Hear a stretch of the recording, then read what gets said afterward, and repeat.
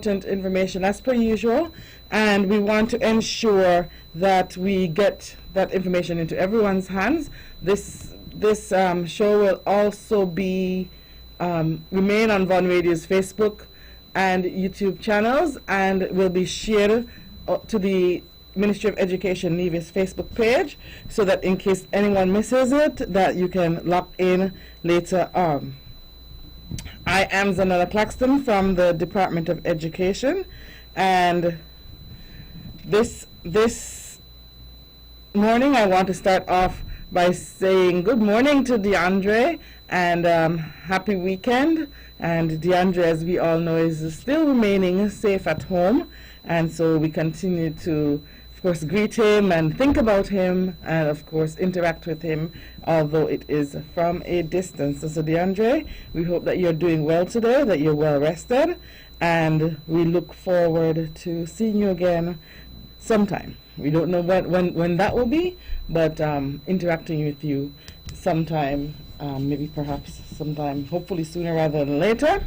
This morning, listeners, we're going to provide a few updates. Last week I stated that we had used the opportunity here on Youth on the Go to share educational updates as it relates to COVID-19 response, and usually on Saturdays we would have a mixed approach where we would provide updates and information. That's normal, and we would also provide opportunities for children to have activities, and we are transitioning back into that place. We don't have activities this morning. We weren't sure how long the process would have lasted, and so it's a due process. And so next week we'll have some questions, and some of those questions will be around the process and what are the steps taken in the electoral process and all of that. As you may or may not know, for some of the key stages, key grades in primary school, the electoral process is part of their curriculum, and so they would have to learn about the process. While we are away from school, we will spend some time sharing the process with the students, and then of course challenging them to answer some questions around the process as well. Also, so from next week, we'll be able to have that level of interaction, at least some interaction with our students that we miss so dearly. And so I just wanted to let the parents know that we will think of an alternative way for them to collect their prizes as well. We will probably have to do it by our schedule, probably a pickup from the office, but we'll let you know next week. In terms of the new protocols, everything has some form of a new protocol, and so as we say, we are trying to make sure that we adjust as best as we can while not trying to change students' lives too much. We know that their lives have changed and we can't do much about it, but we're trying not to make the changes too drastic that the children are unable to cope. All right, so at the top of the show, I wanted to alert you that there are some schools that will be having PTA meetings this week, and I wanted to let you know of those schools so that you had some insight. The St. Thomas's Primary School will have a PTA meeting, a virtual PTA meeting at 5 p.m. on Tuesday, 9th June. That's this coming Tuesday at 5 p.m. There's a virtual meeting via Zoom for the parents and guardians of students attending the St. Thomas's Primary School. Parents, please stay locked into the St. Thomas's Primary School's Facebook page, and we will also share the information on our Ministry of Education Nevis Facebook page for you to keep abreast. But the flyer is out, and the meeting is Tuesday at 5 o'clock. Parents of students attending the Joycelyn Library Primary School, you will also have a virtual PTA meeting via Zoom on Tuesday, 9th June at 5 o'clock p.m. So both the St. Thomas's and Joyston Library Primary Schools will be having their virtual PTA at 5 p.m. on Tuesday. Elizabeth Pemberton Primary School, so parents of students attending the Elizabeth Pemberton Primary School are also asked to note that there will be a virtual Parent Teachers Association meeting, PTA meeting, on Wednesday, 10th June at 5 p.m. And so please note, and if you would notice that the meetings are held on the later end of the afternoon, and that is in an attempt to ensure that you are finished with your regular duties, you're at home, and you have the opportunity to log in for most part. The schools, as I said, will share via their various mechanisms, their class chats and other ways that they usually share out to you parents in terms of the Zoom link. But I just wanted to, for those of you who missed it, to let you know that those are some scheduled meetings that we have for the course of this week. Also, there are the students of the Gingerland Secondary School will be continuing their login and orientation process. They started logging in on Thursday, June 4th. They would have had their PTA meeting last week. They started logging in on Thursday, June 4th, and they will continue with their login and orientation on Microsoft Teams on Monday. The parents, you already have the login schedule. They'll be doing that by form. There are some, for most part, most of the students have been logged in. There are some students who have had some difficulties logging in, and your principal or your form teacher will be able to guide you to the help desk so that you can get help, some support, some assistance in logging in. As we transition to our virtual space proper, there are some key things that I wanted to repeat from previous shows, just in case anyone missed it, or just in case anyone is confused or lost.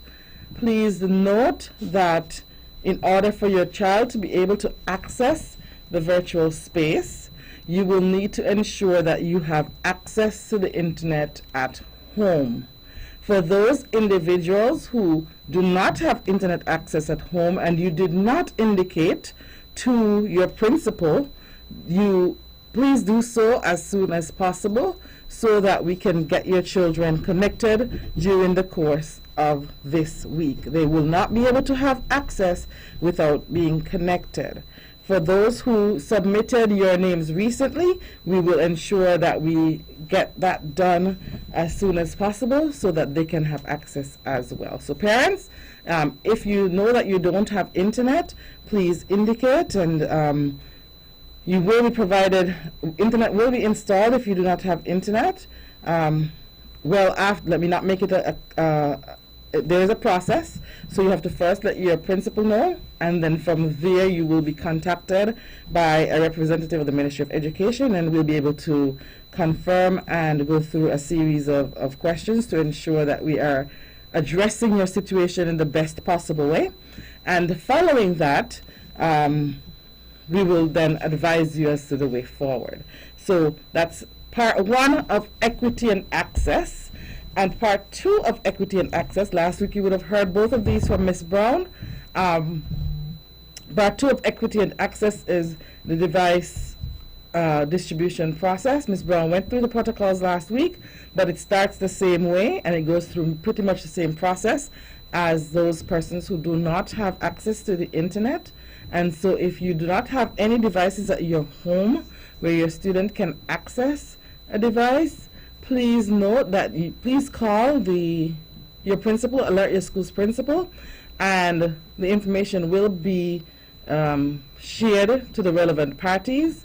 You will receive a phone call, and we'll make sure that we go through a process similar to the one I just described for the internet connection, and then after that we will provide the necessary responses to you. Please note and please remember that the devices are not personal devices. They are not meant to remain at your home. They are meant to provide equitable access to resources and classes and sessions for all students across the system. What happens to the devices after? We will ensure that students continue to have access and that we continue to address our ICT, the information and communication technology process and protocols at the school level, where we will continue to support learning in the virtual spaces and accessing activities in the virtual spaces. So please note, if you, and in the first round, like Ms. Brown said last week, in the first round we're making sure that every household has a device where students can access, and then from there, if there are any issues or difficulties, please let your principal know and they will alert us as well.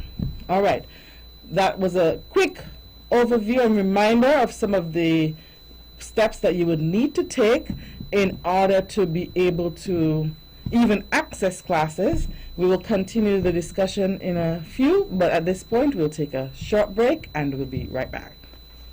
Sugar City St. Kitts, keep it sweet. Keep listening to Vaughn. It's time, come on, rise and shine. You know, I know we're gonna have a great time. And now we're past this quickly, you don't wanna miss it. So turn up the radio, it's Youth on the Go. Youth on the Go. Oh, let's start the show. Oh, Youth on the Go. Oh, let's start the show. Oh, let's go. I will learn new things. I will be creative. Grab your gears, let's gather around, and adventure is always waiting. This storytelling is for us, and we always know what's happening. We act, we play, we dance, we sing from 9 to 10 on Saturday morning. Youth on the go. Oh, let's start the show. Oh, youth on the go. Oh, let's start the show. Oh, let's go. Let's go. Good morning to all of our radio listeners, our viewers via Von Radio's Facebook and YouTube channels, and welcome to another edition of Youth on the Go here on Von Radio. Every Saturday morning we try to join you and to bring information, activities, opportunities, as much as we can to support our students and our young people, and this Saturday is no different. I am Zanella Claxton from the Department of Education. And a few minutes ago, I spent some time speaking about the process or the procedure for persons who still may not have access to internet and have not indicated it. If you have not indicated that you have access, then I went through those processes, and it starts with contacting your principal, just in case you tuned in later or a bit late. And the same obtains for persons who may not have any devices at their home. The first step is to make contact with your school's principal, and they will guide you accordingly. We also announced PTA meetings for some schools. Some schools will have Parent-Teacher Association meetings this week in a virtual space, so we're not expecting parents to show up physically. We know that we have physical distancing protocols, and we have other protocols around the COVID-19 pandemic, and so we want to make sure that we get the correct information out to you. The meetings, once again, St. Thomas's Primary, Tuesday at 5 p.m., and your school will share the virtual link, the Zoom link, for you to be able to access. Joyston Library Primary, Tuesday at 5 p.m. The same obtains. Your school will share the virtual link. Elizabeth Pemberton Primary, Wednesday at 5 p.m. And, of course, Charlestown Primary Wednesday at 5 p.m. So we have 2 schools that will have PTA meetings on Tuesday, and we have 2 schools that will have their PTA meetings on Wednesday. Please note that you are expected to attend, as important matters in relation to your child's educational development will be addressed. In addition to that, I also want to alert all of our listeners that applications for the 2019 Prospective Teachers, 2020, I'm going back in time, 2020 Prospective Teachers course will be open. The process will be open from Monday, June 8th. Process will be open from Monday, June 8th, and you can collect the application forms from the Department of Education on Nevis. Okay, once again, persons interested in joining the teaching fraternity, you can collect a form from the Department of Education, and that form is the application for the Prospective Teachers course. And of course, the Prospective Teachers course will take some slight different changes as well in terms of delivery. I'll be able to share a bit more with you as the weeks go on. But for now, applications are open, and so you can collect your form at the Department of Education, Marion Heights, right here on Nevis. Also, for teachers who are desirous of attending the Teacher Training Division of the Clarence Fitzroy Bryan College, the application process is also open, and you can access it on the CFBC website, and of course go through those procedures as well. So teachers who are desirous or who would like to go to the Teacher Training Division at the Clarence Fitzroy Bryan College, please note that the application process is open.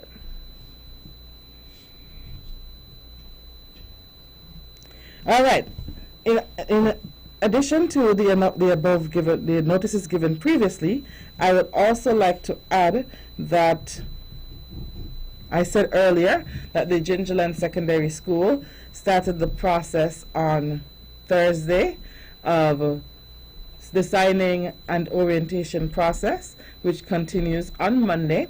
And I wanted to clarify for those persons listening, we are doing a rolling start to accessing Microsoft Teams, and so Gingerland Secondary started that process, and I wanted to, as you started getting more and closer to accessing the virtual space, I just wanted to take a few moments to encourage parents to be patient. The most difficult part is could be the login process. For some it is seamless, and for some it is not. Please, one of the issues that has come up very often is that persons are not correctly entering the username and password, which of course will be provided by your school. And so please take your time when entering the username and password. Of course, you will get more information from your schools around that, but that's one of the things I wanted to personally take some time out this morning and appeal to all of you to take your time when entering the usernames and passwords. We know, just like any virtual space that has been programmed, if you do not correctly enter your username and password, it will create issues. Just even your personal email, it will create issues in logging on, and I don't want for us to get frustrated. If you have difficulties logging on, this will also be shared with you through your school, but there is a help desk specifically with the aim of supporting you parents and students in the process of in the use of Microsoft Teams. So if for some reason you encounter issues, it is not something where we have to get totally frustrated about. We can firstly reach out to the help desk. So you don't have to go necessarily to your principal this time, but there's a specific help desk with persons who are into technology. We have our IT persons, some IT persons designated to support. That is what they'll be focused on doing, supporting. And I know that a lot of parents are concerned and worried about logging on to MS Teams and the possibility of it being difficult. And we know that anything that is new has the potential to be difficult. Anything that is new that has the potential to be difficult. But what we're doing is to try to ensure that we put as many steps in place to support you. So there will be a help desk, and you will get the information from your school as to how to access the help desk. So if you need help and you have to throw your hands up in the air, you say, I can't do this, you just log in, use the information given from your school and access the help desk and tell them, I'm trying this and it's not working. And they will be very patient with you, and they'll help to guide you through the process. And I want to encourage you to be respectful to the individuals working on the help desk. They are there to help. They are there to support you. And we know that there are many parents and many children in the system, and so we want to make sure that we do as much as possible to support you, but we're asking you kindly not to be disrespectful to the persons at the help desk as well. Okay? As I said, that information will also be given to you through your schools as well. We will also provide some other support for you as you go through this process, because as I said, it's not necessarily that it's a difficult process, but it is a new process. And anything that is new takes some getting used to. And so we want you to know that we will, parents, I know that that has been a major concern. How are we going to get to do this? How is going to be extremely difficult. But we want you to go into it with an open mind and with a sense that you will be able to do this, that you can accomplish it, and that we will provide the supports for you. So I know I'm saying this, and I really hope that there are people listening today. As I said, I know that many persons are probably tired and have had a long night, but as you venture into the online spaces, I want you to, and I'm asking you to have an open mind and to be patient, because technology is not technology and any site isn't interacting with a human, and so it goes according to the way in which it was programmed. And if you do not enter information correctly, or if there's something that causes a glitch in the program, it can show an error, but that doesn't mean that it is the end of all and that it's the most frustrating experience. Okay? And I just wanted to help us to manage those expectations so that we have a better idea as to how we should respond. Okay, at this point we're going to take a short break and we'll be right back. When VON vibrates, the whole Caribbean must shake. 860 AM, the powerhouse. It's time, come on, rise and shine. You know, I know we're gonna have a great time. And now we're past this quickly, you don't wanna miss it. So turn up the radio, it's youth on the go. Youth on the go. Whoa, let's start the show. Oh, youth on the go. Whoa, let's start the show. Whoa, let's go. I will learn new things. I will be creative. Grab your gears, let's gather around, and adventure is always waiting. This storytelling is for us, and we always know what's happening. We act, we play, we dance, we sing from 9 to 10 on Saturday morning. Youth on the go. Whoa, let's start the show. Oh,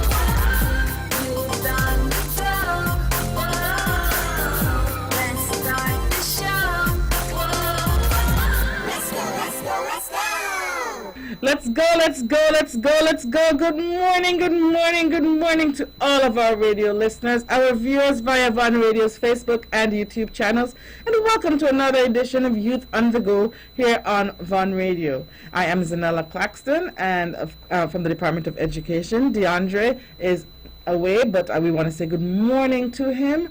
He is safe at home, and I also want to say a very special good morning to all of our children who I know that most of you did not stay up all night, so you might be up and your parents might be asleep, but I wanted to say a special good morning to you as well. As I said at the beginning of the show, we are trying to provide an opportunity where we can transition to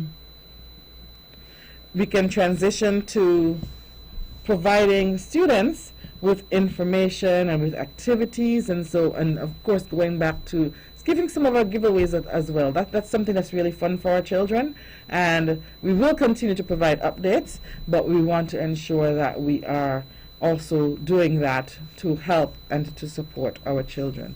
This morning we want to share a story with our listeners, our younger listeners.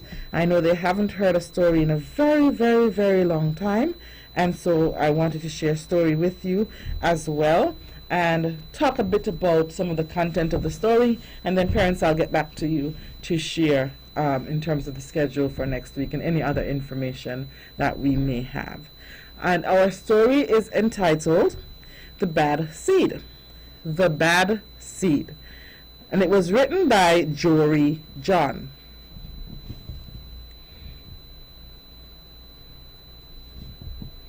I'm a bad seed. A bad seed. Oh, yeah, it's true. The other seeds, they look at me and they say, that seed is so bad. When they think I'm not listening, they mumble, there goes a bad seed. But I can hear them. I have good hearing for a seed. You really want, how bad am I? You really want to know? Well, I never put things back where they belong. I'm always late to everything. I tell long jokes with no punchlines. I never wash my hands or my feet. I lie about pointless stuff, and I cut into line every time. I stare at everybody. I glaze at everybody. I finish everybody's sentences, and I never listen. And I do lots of other bad things too. Do you know why? Because I'm a bad seed. A bad seed. I just can't help it. Sure, I wasn't always this bad. I was born a humble seed on a simple sunflower in an unremarkable field. I had a big family, seeds everywhere. We found ways of having fun. We were so close. But then the petals dropped, and our flower drooped. It was kind of a blur. I remember back. Everything went dark. And then a giant. I thought I was a goner. I thought I was done for. I screamed and I hollered, and I was spit out at the last possible second. I flew through the air and landed under the bleachers with a huge thud. When I woke up, it was dark outside, and a big wad of gum had softened my fall. I felt okay, but something had changed about me. I had become a different seed entirely. I had become a bad seed. A bad seed! I was friend to nobody and bad to everybody. I was lost on purpose. I lived inside of a soda can. That's right. I stopped smiling. I kept to myself. I drifted. I didn't care, and it suited me. Until recently, I've made a big decision. I've decided that I don't want to be bad anymore. I'm ready to be happy. It's hard to be good when you're so used to being bad. But I'm trying. I'm taking it one day at a time. Sure, I still forget to listen, and I still show up late, and I still talk during movies, and I do all kinds of bad stuff. But I also say thank you, and I say please, and I smile. And I hold doors open for people, not always, but sometimes. And even though I still feel bad sometimes, I also feel kind of good. It's sort of a mix. All I can do is keep trying and keep thinking. Maybe I'm not such a bad seed after all.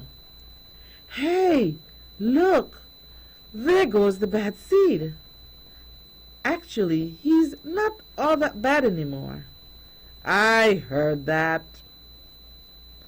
All right? And that was our story for this morning. It is called A Bad Seed. And the bad seed tells us a bit about how he got to be a bad seed. And I wanted to take some time out this morning because sometimes people say to children, "You are a bad child. You're a bad child." And that doesn't mean that a child has intentions or wants to be bad. You try to be good and you make mistakes. And sometimes people don't forgive your mistakes or they don't help you to learn from your mistakes. And they just call you a bad seed, a bad person. Now, this seed in this story came from a special tree, a special flower, sorry. And it came from a sunflower. And if we could remember, sunflower seeds are actually a snack for some people. And they take the sunflower seed and they bag them and they're sold in stores. So this seed was sold in a bag with other seeds. And when it said it met a giant, the giant was actually a human being who was eating sunflower seeds. And if we know how persons eat sunflower seeds, they tend to eat some of it and sometimes they spit some of it out. And so that's how he ended up under the bleacher. But he got, it was a hard experience for him. And so he didn't have his family anymore and he was sad. And that's how he started to do things that he knew was wrong, but it was because he was unhappy. And sometimes in life we get to a place where we are not so happy, where we're unhappy, and we do things, as I said, to get attention sometimes. You do some things that are not the best for you sometimes. And so children, I wanted to start off and to reintroduce our story time towards our quiz time so that you could know if you are out there and people always tell you you're a bad seed or you don't do things well or you don't do this right and you feel sometimes you're being picked on and you really are trying to be good, you can be good. And so the seed in the story had a bad experience, and sometimes you have bad experiences, but that does not make you a bad person, and that did not make the seed in the story a bad seed. And so I want to encourage you to be like the seed in the story and to realize that being bad all the time and being called out for being bad all the time often makes you sad. And I don't want you to be sad, and the seed was very sad, and we don't want that. And so we wanted to encourage all of you. And parents, if you, for some reason, you happen to be up or you get to watch this after the fact, I want to encourage you, if you have a child who has challenges at school, who has challenges at home, and you have to keep correcting, and sometimes you get frustrated yourself, and you tell them you're bad. I hear parents telling children all the time, "You're bad. You're too bad," and you start saying that, you speak that over their lives, and they start internalizing it. They start believing. They start believing that they're bad. They start believing that nothing good can come out of them. And those are the thoughts that we plant into children at a very early age, and they continue to rebel. And so the Bad Seed story is a very good story because it teaches children that even though something bad may happen to you, it doesn't make you a bad person. And sometimes you end up doing things that are wrong, especially when you're angry or when you're upset or when you're sad. And that is not right. You have to try at all times to be good, to do what is right, to be the best person that you can be, and to try not to be considered or labeled as a bad seed or a bad person at all. And so that's something that I wanted to highlight. And of course, I took some time out from giving the updates to encourage our children and to encourage our parents. I know it gets harder, and it's easy actually when they start showing signs of rebellion or being angry or doing things that are wrong, to just tell them that they are bad and let it continue to go and continue to fester.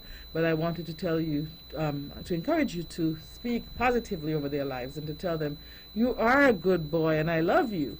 But you're making this. What I don't like is the decisions that you're making, the choices that you're making. Those are not good choices, but it doesn't mean that you are not a good person. And so we have to learn to have a difference between the action and the child's action, what the child does, and the child himself or herself. So bad actions, incorrect actions, mistakes don't make somebody a bad person, don't make children bad children. And as I said a few minutes ago, I want to discourage using such labels and language when speaking over any child, especially when speaking over your child at home, parents. Don't tell them that they're bad, okay? Don't tell them that they're naughty. Tell them that they do things that are not right and that they don't make good decisions, and talk through those and use them as teachable moments so that you can be able to support them to be better children towards the goal of being better individuals. We're going to take a short break, and when we come back, we'll continue with a few more updates. From Queen City, Nevis, this is the powerhouse of the Eastern Caribbean, Vaughn Radio.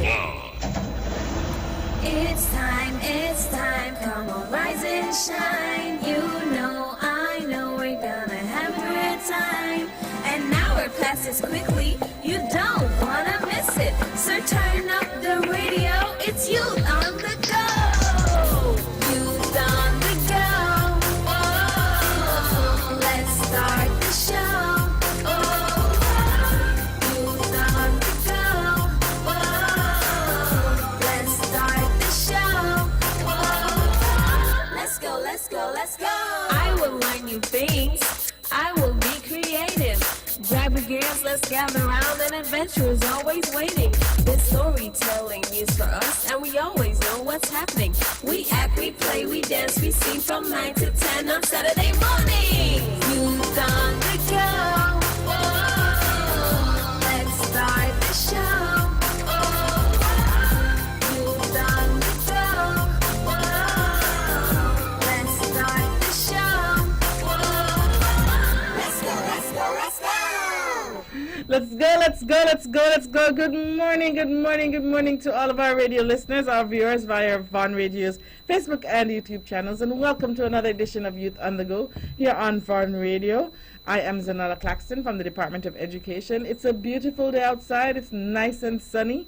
I know that many persons may still be at home and may still be resting after a long night last night, but I hope that if you know of someone who can benefit from this information, that you will share with them at a later date so that they can also view. We will repost on the Ministry of Education Nevis page.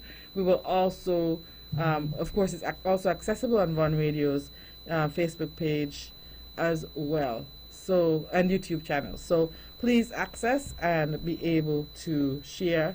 I will also in the last segment of the show share with you in relation to students who are doing CXC, CSEC, examinations, CSEC, CCSLC, and CAPE examinations, I'm sorry. So the final 2020 examination dates have been released by the Caribbean Examination Council, and those dates are as follows. The CSEC examinations will take place from July 13th to August 4th, 2020. The CAPE examinations will take place from July 13th to 31st, 2020. And the CCSLC examinations will take place from August 5th to 7th, 2020. So let me go through those dates once again. The CXC-CSEC, that is the exam that's written mostly by our fifth formers. We might have some fourth formers who may write those exams, and of course we have private adult candidates as well in the community. Those exams will run from the 13th of July to the 4th of August 2020. Then for those who are doing the CAPE examination, the Caribbean Advanced Proficiency Examinations, that's usually the exam written by sixth formers, and of course you'll have some private candidates as well. The 13th to the 31st of July 2020, and then CCSLC examinations will take place from the 5th to the 7th of August 2020. And the schedules for the examinations, that schedule is also out, and it is accessible at the Caribbean Examination Council's, on the Caribbean Examination Council's website and also Facebook page, and we will also share that information on our Ministry of Education Nevis page as well. The dates are already there as well, so please take a look and see so that you can be informed of what's happening. Also, the provisional allowance of students who are writing those examinations, your schools will be contacting you for students who need to complete assignments or to complete units to go to the schools to be able to do so, and for those purposes, stated purposes only. That does not mean, once again, I touched on it last week, but I think there is merit in saying it again. That does not mean that all fifth formers or all sixth formers will be going to their school campuses, but only persons who need to complete particular units or topics, or the IAs or SBAs, will be at schools interacting with their teachers. Other students can remain in the virtual spaces and ensure that they are attending. Once again, please note that if the students completed all of their content already, then the onus is on those students to continue to review, just like many of you who are listening, when you were in fifth form or sixth form, the end of term 2 brought down the curtains for your interactions with your teachers, and so the onus was on you to go home and to review. If you have fifth formers and sixth formers at your home who are not studying, that is an indication that they're not preparing. And as I said, at that stage, the expectation is for them to review because they would have covered a vast amount of content. Even if a child would have missed a week of content, that does not, of course, determine or say that the child would not be able to be successful. And so once you keep reviewing, students are taught this content for part of their third form year, fourth form year, and fifth form year for CXC-CSEC. And so they can just go over and review and practice papers, and in short order, they should be interacting more if they haven't done so yet with their teachers if the need arises. I know that, as I said, throughout the entire process, many teachers have been having sessions on various online platforms, and we supported that wholeheartedly, and that is for CXC preparation, was supported wholeheartedly so that the students can be able to get what they need for their CSEC, their CXC, CSEC, CAPE, and CCSLC examinations.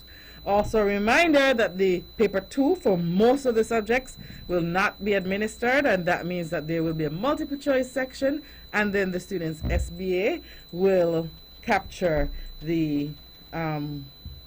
will be used to capture their grades for this examination cycle. Just like everyone else, adjustments were made to the, and for many things that have happened during this 2020 cycle, adjustments were made to the delivery of the examination. And so I just wanted to draw your attention to that as well, which means if the students are not reviewing and they are not, they did not complete the SPAs or IAs, that creates another level of issue. And so we want to make sure to get that done. And we will continue to, as I said, keep connected to your school, keep connected to your school's Facebook pages, your class chats for those high schools that have those, so that you can get information as it relates to whether your child is expected to be at school to continue to interact with his or her teachers. And as I said, continue to support them at home, where they should be also practicing and studying and going over the content that they learned. If they have been at home sleeping in late for the entire time, it's time for them to wake up and to get back on track so that they can continue to study and to do well. Just a few quick reminders. The St. Thomas's Primary School will have a virtual PTA meeting on Tuesday, 9th June at 5 p.m. and that's via Zoom. And the link for the Zoom will be shared by the school. The Joycelyn Library Primary School will also have a PTA meeting on Tuesday, 9th June at 5 p.m. The Elizabeth Pemberton Primary School will have a Zoom virtual meeting for parents as well on Wednesday, 10th June at 5 p.m. And the Charlestown Primary School will have a virtual PTA meeting on Wednesday, 10th June at 5 p.m. And of course, parents are encouraged to remain connected with the school so that you can get the information in terms of the Zoom link, and continue to work with your various schools as we try to provide your children with the best possible product that will continue their academic and holistic development. Also, applications for the prospective teachers course, the forms will be available on starting this Monday, and we are asking you to collect if you're interested in attending the prospective teachers course, and that is the course that helps to shape you towards being to introduce you to the teaching profession. And so if you are interested, all of the information is highlighted on the form in terms of the subject areas as you apply. We expect that you have a minimum of 5 CSEC subjects, which include math, English, a social science, and the social sciences are social studies, history, geography. If science, such as agricultural science, biology, chemistry, physics, and any other additional subject. So that is the minimum requirement, and passes in minimum of 5 subjects highlighted there for you. That is something for us to consider, and as we come to the department, that is a standard, and so we want you to understand that it's a standard for being able to instruct and interact with students. Okay. Some persons have been asking about the application for enrollment for kindergarten and for preschool. That will be announced shortly. Please stay tuned to the various schools during the course of this week as well, so that they can give you the information as it relates to application for enrollment. Please note that they are, just as I stated, it's application for enrollment. It's not saying that you're registering or enrolling your child. It's an application which will be reviewed. We want to make sure that we have people in their right spaces and in their right places, and so we have that application for enrollment process. Each school will have specific days and times when you can do that, and we want you to stay tuned to them, and also I know that they will also share it via their usual means, and so please stay connected, stay locked in, so that you can have access to be able to support your children. So parents, once again, I know many of you have called in relation to application for enrollment, and so please stay tuned during the course of this week. That information will be shared out with you as well. And for teachers who are interested in pursuing their further studies at the Clarence Fitzroy Bryant College Division of Teacher Education, the application process is also open, and you can go onto the CFBC website and apply through that medium. So teachers, the process is open, and I know that there are many ways, many things that are happening, and we might not be able to get access as well as we want to, and so we're also sharing that information with you so that you know that that option is still open. It's not closed. You can register to become a trained teacher, to pursue studies to become a trained teacher at the Clarence Fitzroy Bryant College. All right, I would like to wish all of you a wonderful and productive week. And if you have any further questions, concerns, or queries, you can contact us or follow us on the Ministry of Education Nevis's Facebook page. Call us at 469-4651 or email us at education@niagov.com. education@niagov.com. As we close, I want to continue to encourage you as we transition into the virtual space to be patient and to use the resources that will be given to you and shared with you via your schools, and we will be able to make it with a positive attitude. As I said, some will be able to get it in the first instance, and some might have to try more than once for various reasons, and so use the resources, the help desk provided that will be shared by your schools as well, to take you through this initial process, and we will be able to do well. I think there was a recent song that ended, "We got this," and so I just want you to know that we got this. So we can do it. Have a wonderful week, and we'll see you next week with more information, updates, and of course activities for the students. Whoop, whoop. With all the power from the tower.